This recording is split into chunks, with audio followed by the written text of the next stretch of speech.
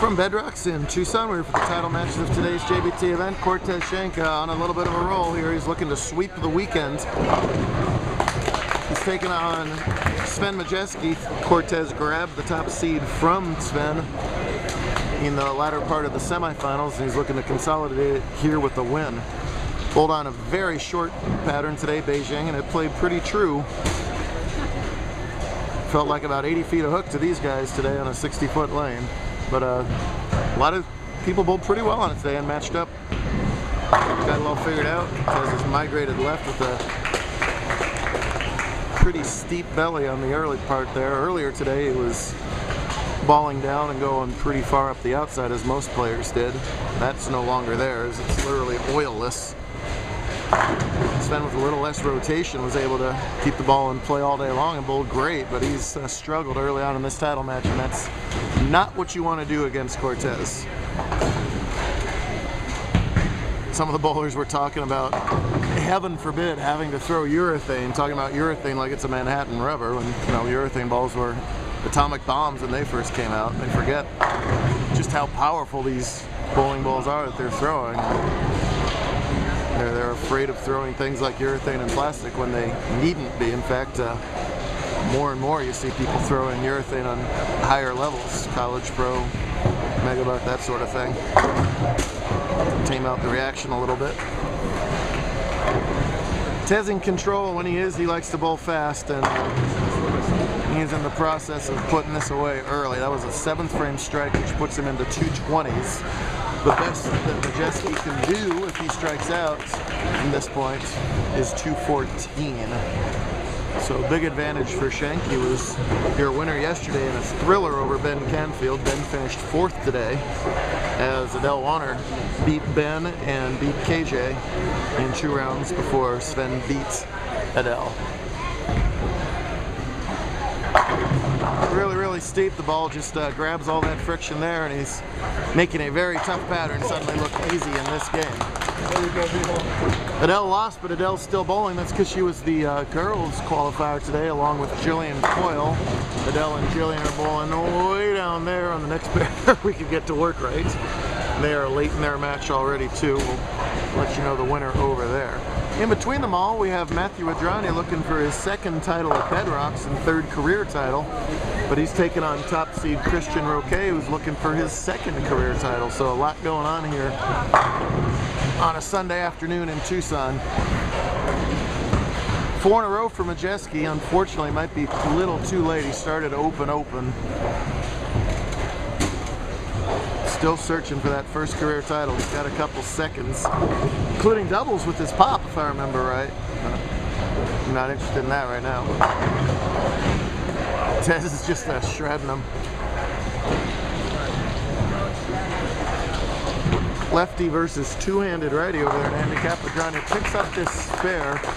Matt is getting 5 pins. Cristian has to win by 5 to tie and 6 to win.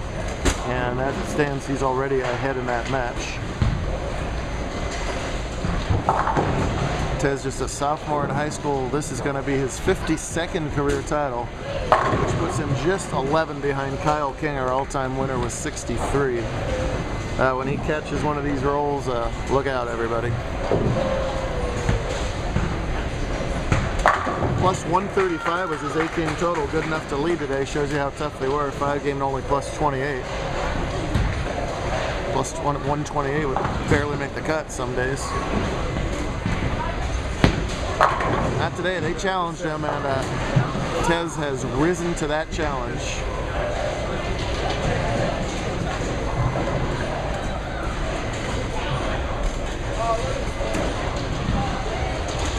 Michael is going to curse in all kinds of Scandinavian languages at him. Cristian opens in his 7th frame to make that a little bit closer. Cristian's got 132 through 7. Theoretical 134 for Adragna, so it's close over here in handicap. Let's see what he does in the 8th. It's a credit to Roque that his 2-handed style was able to make the finals today. That is definitely not conducive to today's lane condition, and yet he was able to overpower it and grab that top seed at plus 142. They a big semifinal set 2 straight 200 games in the semis to grab that top seed. A tricky double wood here, and he covers it. Very nice. Completely respectable 190 from Sven, but ran into a buzzsaw on Tez there. 264 scratch. I believe that's the second high game of the day.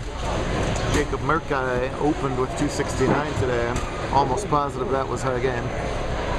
Big shot for Adragna here with the strike working.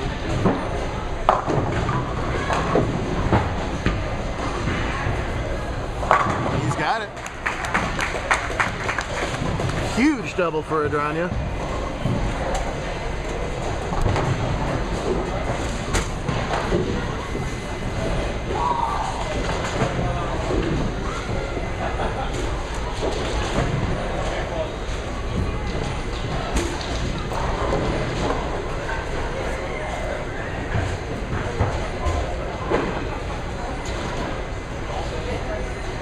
So Adragna with the double working here, shooting in the ninth. Uh-oh. And that, you see the lane condition taking precedence there. If you grab it or miss it just a little right for a lefty, you're not even going to touch the head pin today. That's these short, flat patterns. So he's got himself a tricky little spare to shoot out here. He drops a little bit of count. This one could be coming down to the wire, just like we like them. We had a lot of close matches yesterday. We're in for another one right here. Adele won the girls match over there. What a great couple months for Adele. Sweeps women's and finishes third in scratch. He chops the spare. Oh my goodness. So that puts him at 169 through 9.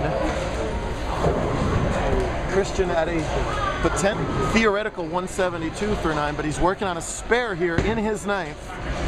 Hits it out. Oh! Are you kidding me? Can't throw it any better than that. A solid 8. Cristian, by the way, got some TV time this week. Him and a lot of the other Uptown Alley bowlers were all over 3TV. 3 different segments. I've only seen 2 of them. One of them specifically about Roque, and this girl, and that guy, and Rachel. Oh, look out at the spare. Didn't focus on that spare, didn't give it a chance. So instead of making the spare and being in the lead, he trails by 9 on the scoreboard and is giving another 5 to Matt. So that was a big miss right there, as he now falls behind by 14 pins when you factor in the handicap. He doesn't care though. He's going to regroup and go right back at him here in the 10th. What a brutal solid 8 that was. My goodness. Well, 2-5 is very tough as well. Must make this to have any chance, even with it. Adragna's still in control here. Chops the 2 off the 5. Back-to-back opens in the 9th and 10th is going to spell doom here. And what was about to be an exciting finish is going to turn into a roll for Adragna. Who can beat Adragna at Bedroxx? I say nobody. That's right. Matt started out startled today by how dry the lanes were. Back-to-back 186 games after the handicap. Ball down to this urethane ball that he's been using most of the ladder here. Got by Abby in a close semifinal match. Abby earlier beat Chad Alexander, and Alexander stopped Jared Starman Kyle. That was the previous matches.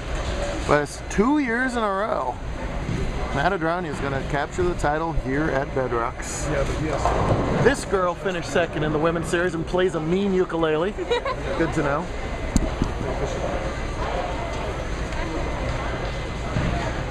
He wins even if he misses this, but he picks it up. Lasagna for everyone! It is all over again.